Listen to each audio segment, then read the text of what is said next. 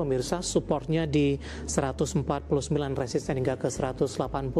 PTRO tadi pun juga sempat kita ulas, juga direkomendasikan buy 7950, resisten hingga ke 11.000. Astra Internasional juga buy 6.625. Resisten hingga ke 7.225 buy, dan harta dari emiten emas tampaknya menjadi pilihan dari saham yang ada di sektor ini. 2310 resisten hingga ke 2.800. Ya, 4 saham pilihan yang direkomendasikan, dan lagi-lagi keputusan investasi tetap ada di tangan pemirsa ITX Channel. Baik, Pak Wafi, kita lanjutkan kembali, Pak. 4 saham pilihan yang Anda rekomendasikan. Yang pertama kita ke properti BKSL, Anda juga rekomendasikan buy. Sebelum kita ulas dari sisi teknikal, Pak, seperti apa Anda melihat perkembangan dari fundamental untuk BKSL yang cukup menyita perhatian dari para investor juga dalam beberapa pekan terakhir?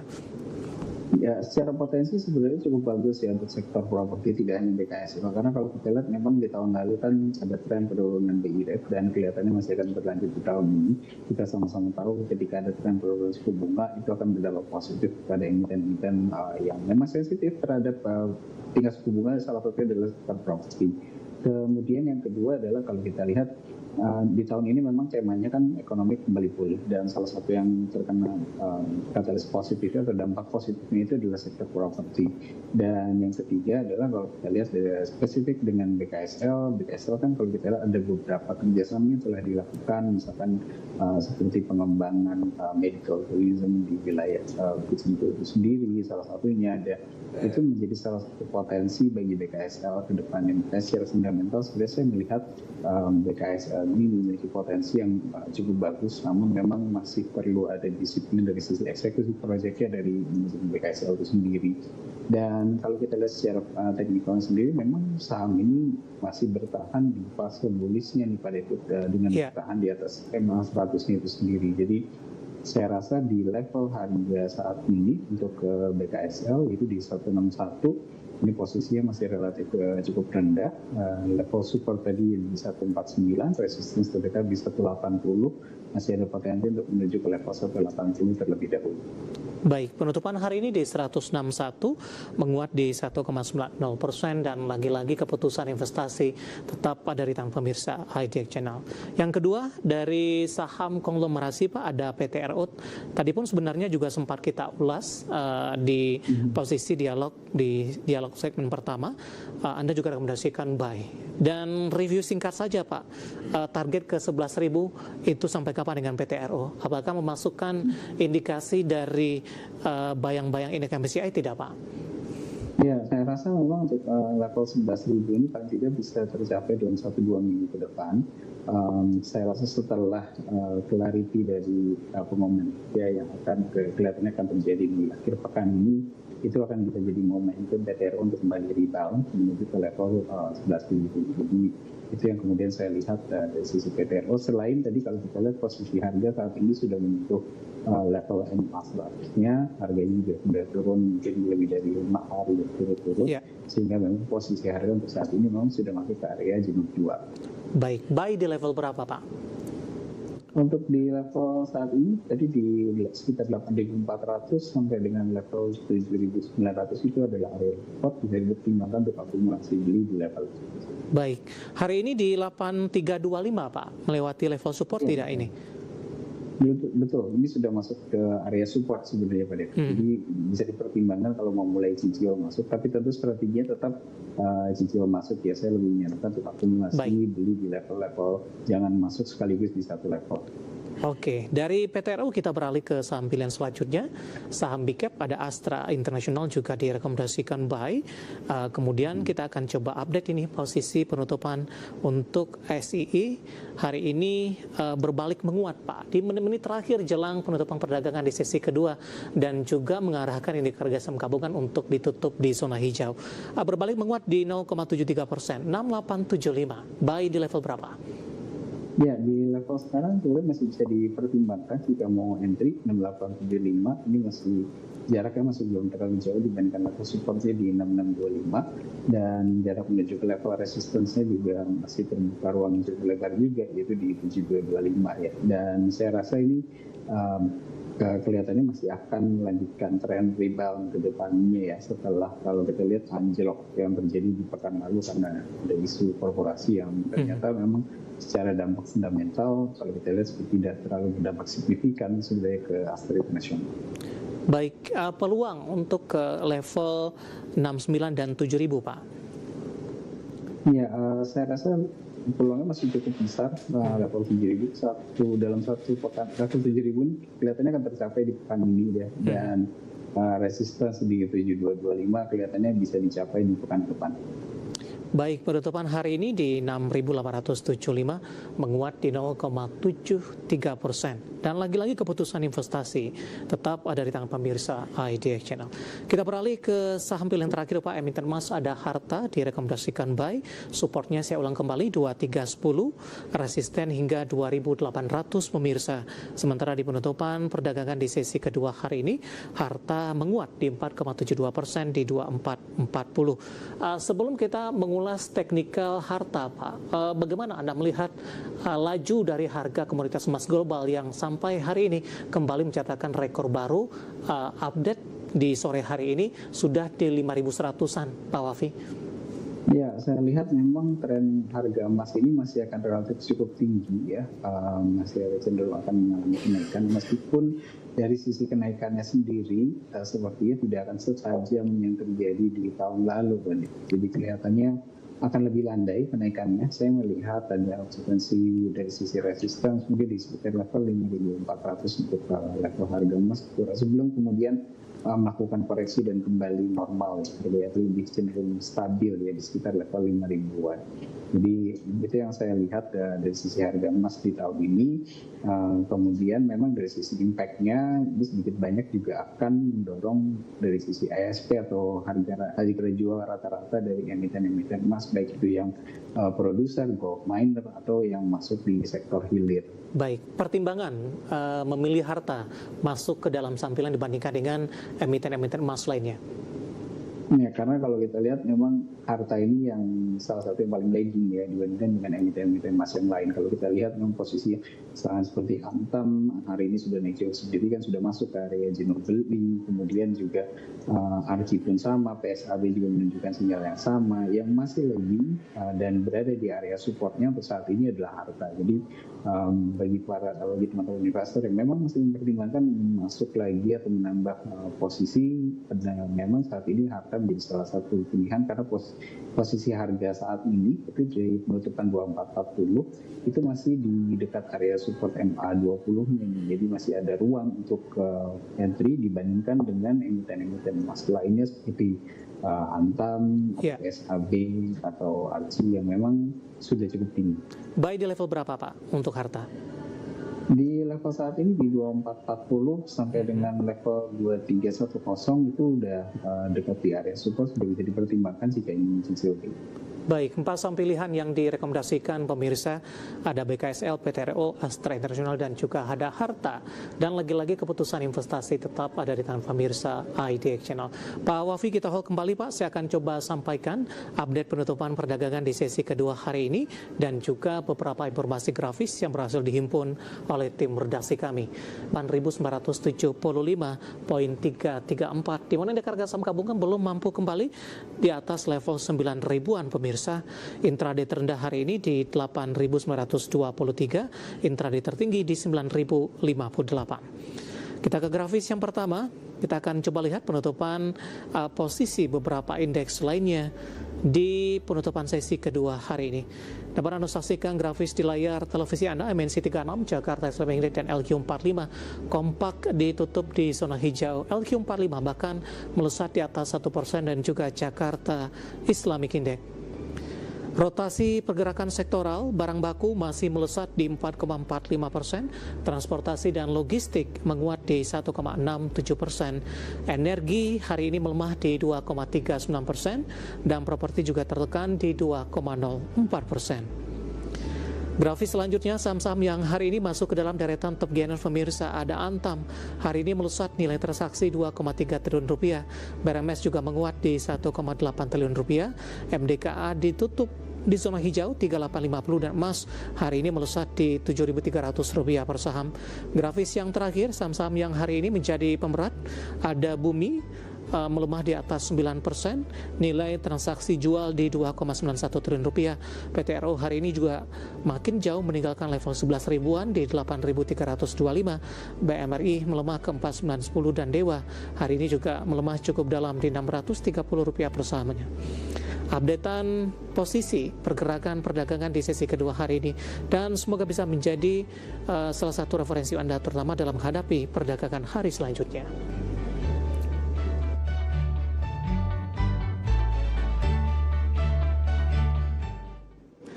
Kita akan jeda kembali dan tetap di tempat Anda. Setelah ini kita akan coba ulas beberapa pertanyaan yang masuk di WhatsApp interaktif. Kami akan segera kembali sesaat lagi.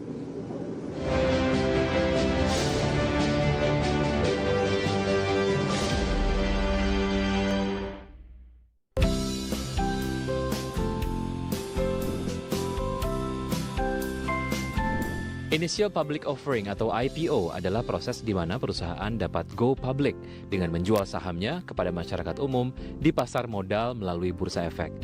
Secara sederhananya, IPO merujuk pada masa di mana perusahaan pertama kali melantai di bursa saham guna melakukan penawaran saham perdana pada publik. Setelah menjadi perusahaan publik, perusahaan akan mendapatkan akses terhadap pendanaan di pasar saham. Setiap saat, perbankan dapat mengetahui kondisi keuangan perusahaan melalui berbagai keterbukaan informasi yang diumumkan perusahaan melalui bursa. Apabila pemegang saham pendiri membutuhkan dana untuk keperluan usahanya yang lain, divestasi dapat dilakukan melalui Bursa Efek Indonesia dengan nilai yang optimal. Perdagangan saham yang aktif di Bursa Efek Indonesia akan menciptakan harga yang dapat menjadi acuan pemegang saham dalam melakukan transaksi.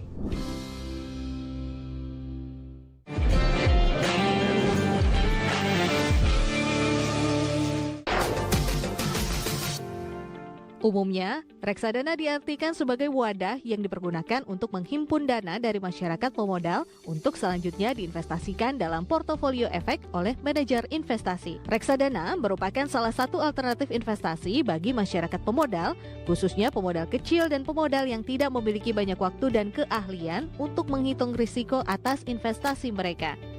Dengan melakukan investasi pada reksadana, maka pemodal tidak perlu repot-repot untuk memantau kinerja investasinya karena hal tersebut telah dialihkan kepada manajer investasi. Reksadana dapat dibedakan menjadi reksadana pasar uang,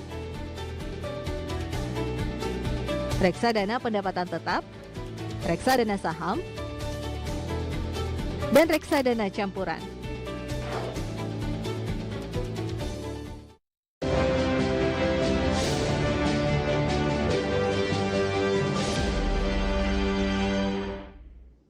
Kita sudah sampai di segmen terakhir. Terima kasih untuk Anda yang masih bergabung bersama dengan kami, Pak Wafi. Waktu kita cukup terbatas. Yang pertama menanyakan saham emas, Pak. Ada Bapak Jason Yohan dari Jakarta. Support dan resistennya jangka pendek. Langsung dijawab, Pak. Saya akan coba cek pertanyaan menanyakan emas selanjutnya. Sudah entry di 7.200. Apakah masih bisa turun? Tidak. Dari Bapak Bambang Febriamito. Oke, untuk emas posisi harga sekarang potensi kenaikan menuju resistensi berikutnya di 7.750 ini masih terbuka, namun hati-hati ini posisinya sudah masuk ke area jual beli. Hati-hati ada potensi koreksi seperti pola yang terjadi di minggu lalu. Potensi koreksi bisa sampai dengan level 6.400. Jadi kalau mau di-relax gitu profitnya, nanti bisa dipertimbangkan untuk re-entry lagi di 6.400. Trennya masih bullish kita. Baik, kita ke Malaysia, Pak. Ada Bapak Diki yang menyaksikan live streaming kita, menanyakan saham konsumer Unilever nyangkut di 2.500, Pak. Masih bisa di hold untuk 1 sampai 2 minggu ke depan? Ya, untuk 1 sampai 2 minggu ke depan kelihatannya sahamnya akan cenderung relatif lebih stabil nih Pak Diki di kisaran level 2080 itu ada level supportnya sampai dengan level resistance di 2350. Itu adalah range support dan resistance terdekat untuk 2 minggu ke depan Unilever. Pertimbangannya apakah bisa di hold ataupun di cut loss itu tergantung ke managing portofolionya masing-masing. Namun jika ingin di average down pun sepertinya dan time frame-nya diperpanjang, sepertinya masih bisa karena dividend yield-nya juga masih cukup lumayan. Gitu. Baik, kita ke Bandung kali ini. Ada Ibu Lili, terima kasih juga sudah bergabung menanyakan saham Inet, Pak. di harga 460, hari ini koreksi dalam 15%. Masih bisa di hold tidak Pak Wafi? Ya, untuk posisi sekarang di 442 kelihatannya masih ada potensi koreksi lanjutan untuk INET, paling tidak menuju ke level support di sekitar 390. Setelah menyentuh 390 baru ada potensi rebound menuju ke level 590 untuk INET. Baik, kita kembali ke Jakarta. Ada Bapak Frans, terima kasih sudah bergabung menanyakan saham uang Pak. UANG hari ini terkoreksi dalam, sudah direkomendasikan masuk atau seperti apa profil risikonya untuk uang? Iya, koreksi dalam karena memang di pekan lalu naiknya juga cukup signifikan.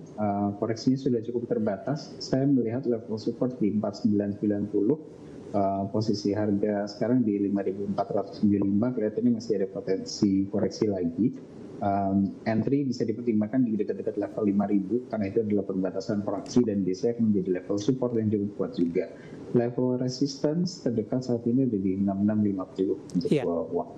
Kita ke Maluku Utara Pak, ada Bapak Bolo ini menanyakan saham KETR, Bapak Kobo maksud saya.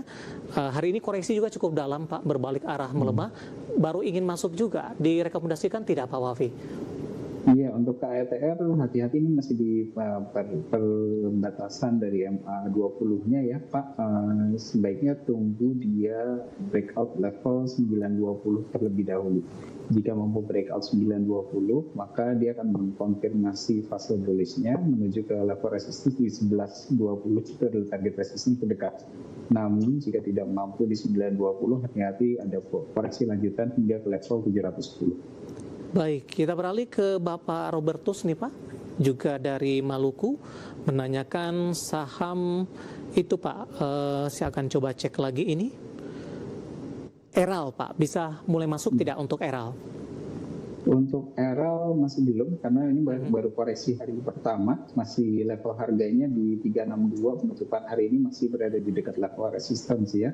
Saya sarankan sebaiknya tunggu di sekitar level 340, dekat-dekat level 340 itu sudah dekat area support, bisa dipertimbangkan entry di level tersebut. Resistance terdekat saat ini di 370, jika mau breakout 370 maka berikutnya ada di 390. Baik, selanjutnya menanyakan ULTJ Pak, Ultra Jaya di 1480. Jadi tergantung dengan strategi tradingnya, apakah termasuk trading jangka pendek ataupun trading jangka panjang. Jika termasuk trading jangka pendek, bisa di-realize dulu profit ya, tunggu lagi entry di sekitar 1480 atau lebih rendah. Nanti jual lagi di sekitar resistance berikutnya di sekitar 1580. Baik, kita ke Malang kalian. Ada Bapak Victor, hari ini perbankan big cap kompak melemah. Mana saham perbankan big cap yang paling direkomendasikan Pak Wafi? Singkat saja Pak. Iya. Kalau kita lihat memang dari posisi harga, untuk saat ini kelihatannya untuk BCA yang memiliki posisi harga paling murah ya untuk saat ini, karena harganya sekarang masih di area jenuh jual untuk saat ini Pak. Jadi BCA bisa dipertimbangkan dibandingkan 4BPS lainnya. Urutannya kalau saya lihat dari sisi chartnya, yang pertama BCA, yang kedua itu adalah di BRI, kemudian yang ketiga Mandiri, dan terakhir adalah BNI. Baik. Selanjutnya ada Bapak Joni dari Jakarta menanyakan saham Bumi, hari ini koreksi dalam, sudah direkomendasikan buy, entry level ideal. Ya, koreksi cukup dalam, namun masih tertahan support MA20. 20-nya saya lihat di sekitar 328. Itu bisa diperhatikan 328 jika selama bertahan di atas 328. Ini ada potensi untuk kembali rebound menuju ke level 410. Saya rasa memang potensial reboundnya cukup besar juga karena melihat beberapa sinyal ini sudah masuk ke area oversold juga. Baik. Ibu Nina dari Jakarta menanyakan saham CPRO Pak. Baru juga ingin masuk, direkomendasikan entry ideal untuk CPRO? Untuk CPRO saya sarankan tunggu di bawah level 70 level 70 sampai dengan level 68 itu adalah area ideal atau area supportnya jika ingin entry CPRO. Target resistance terdekat di 76 sampai dengan level 82. Baik, penutupan hari ini stagnan di level 71, intraday sempat ke 73. Kita beralih ke pertanyaan selanjutnya. Saya akan coba cek, ada Bapak Rahman Hakim dari Kalimantan Tengah. Saham-saham Konglo pada turun tajam katanya. Mana yang paling direkomendasikan Pak? Apakah PTRO yang sudah kita jelaskan tadi? Singkat saja Pak. Ya, itu salah satu yang bisa dipertimbangkan juga karena memang volatilitasnya cukup tinggi. Jadi koreksi yang tajam biasanya ketika isunya sudah clear itu juga akan berujung pada rebound yang cukup kencang juga. Namun jika ingin lebih stabil bisa dipertimbangkan yang memang tidak terlalu banyak sentimen atau isu-isu tertentu, misalkan BRPT yang memang secara fundamental relatif lebih stabil. Baik, selanjutnya menanyakan cuan Pak. Ada dua penanya ini, Bapak Andra dari Kerinci Jambi. Cuan baru ingin masuk, support dan resistennya. Selanjutnya saya akan coba bacakan. Bapak Purnomo menanyakan saham cuan. Sudah beli di 1665 katanya. Ya, level sekarang menentukan di 1710, ini sudah dekat level supportnya. Support yang terbentuk di bulan September tahun lalu itu di sekitar level 1640 sampai dengan level 1600. Itu adalah area support terdekatnya saat ini. Jadi kalau mau entry bisa dipertimbangkan di area tersebut. Level resistance terdekat di 1990. Baik, terakhir Pak, saham FUTR Pak. Singkat saja. Untuk FUTR hari ini mulai ada sinyal rebound, namun tunggu konfirmasi breakout 535. Jika mampu breakout 535, maka ada potensi kembali ke 645. Namun jika tidak mampu breakout, hati-hati koreksi bisa sampai dengan level 360. Baik, singkat saja Pak. Satu lagi, uang. Oke, untuk uang kita lihat koreksi dalam. Koreksi dalam, namun naiknya juga sudah cukup signifikan. Tadi sempat kita bahas juga level support di sekitar level 5.050 sampai dengan level 5.000 itu perbatasan fraksinya. Baik, 5475 penutupan hari ini melemah di 14,12% dan tampaknya sekaligus mengakhiri persamaan kita untuk kali ini. Dan lagi-lagi keputusan investasi tetap ada di tangan pemirsa IDX Channel. Dan terima kasih juga untuk Anda sudah bergabung dan silakan bergabung bersama kami kembali di waktu dan di program sama diperagakan hari selanjutnya. Pak Wafi, terima kasih, sehat selalu Pak. Terima kasih Pak David, sehat selalu. Baik, ada Bapak Muhammad Wafi, Head of Research Korea Investment dan Sekuritas Indonesia atau KISI KESI. Dan pemirsa jangan lupa saksikan program Prime Market Hale yang akan tayang pada pukul 20 waktu Indonesia Barat. Karena urusan masa depan harus terdepan. Aku investor saham, saya David San Oval pamit undur diri. Sampai berjumpa kembali.